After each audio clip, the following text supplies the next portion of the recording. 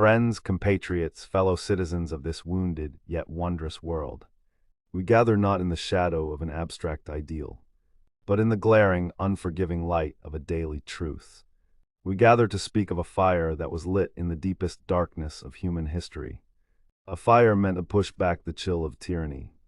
We gather to speak of justice, not the blindfolded woman holding scales, frozen in marble and legal scripture, but justice as a living, breathing, bleeding thing, justice as a shield, justice as a scream, justice as the collective promise, etched not in stone but in the conscience of a society, that the powerless shall be protected from the powerful, the gentle from the ruthless. To understand this justice, we must first name its opposite, oppression. Oppression is not merely the dramatic act of the tyrant or the conqueror. It is the silent, systemic weight that bends the back of the farmer before the season's first seed is sown.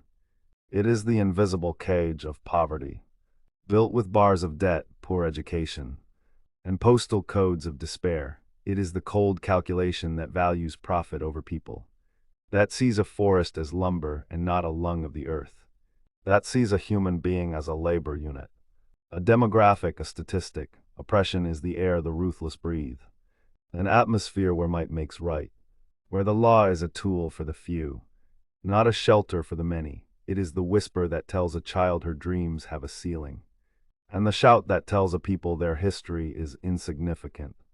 We see it everywhere because it is the oldest pattern in the human tapestry, the concentration of power and the subjugation of the spirit. And into this grim forge of history, humanity in its fits and starts of wisdom hurled the concept of freedom. But freedom is a perilous word. For the powerful, freedom has often meant the license to exploit, to expand, to consume without consequence. It is the freedom of the wolf. But for the oppressed, for the powerless, freedom has never meant mere license. It means something far more profound, far more sacred. It means liberation. Liberation from fear, liberation from want, liberation from the arbitrary whip of power. It means the freedom to be, to breathe, to speak, to thrive, to have a say in the destiny of one's own life and community. This is the freedom that justice is sworn to protect. They are twin flames. Justice is the structure.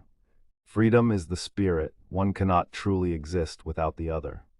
A freedom without justice is anarchy for the strong and a prison for the weak. A justice without freedom is a gilded cage, orderly but lifeless. So why was justice created? Let us speak plainly. Justice was not created by the powerful for their own amusement. It did not descend from the heavens as a gift to kings. No, justice was forged in the crucible of suffering by the powerless, and won through struggle from the powerful. It is the institutionalization of empathy.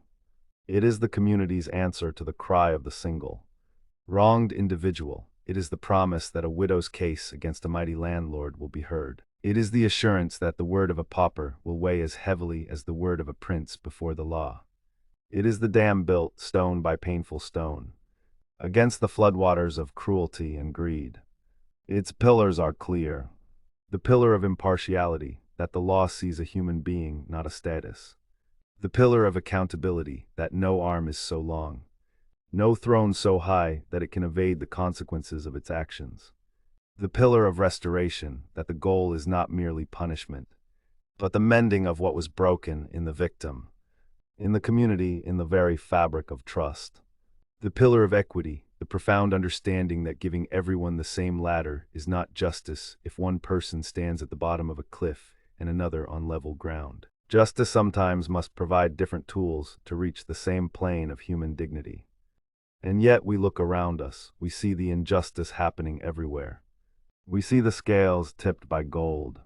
We see the laws written by lobbyists to bind the many and free the few. We see the brutal knee on the neck, the bomb falling on the crowded market, the factory poisoning the river of a downstream village, the cynical lie repeated until it drowns the truth. We see the refugee whose freedom was bombed into dust, met with razor wire and closed hearts. We see the worker whose labor builds empires. Left with scraps, we see the planet itself, the most powerless entity of all. being plundered with ruthless efficiency. This seeing is not cynicism, it is diagnosis. To see injustice is to recognize that the shield of justice has been cracked, corroded, and in some cases turned into a weapon for the very forces it was meant to oppose. The courtroom becomes a theater, the law a labyrinth where only the well-funded can find their way. The powerful manipulate the narrative, painting the victim as the agitator, the protester as the criminal, the seeker of rights as a threat to order. So what is to be done? Do we despair? Do we succumb to the weary belief that this is simply the way of the world?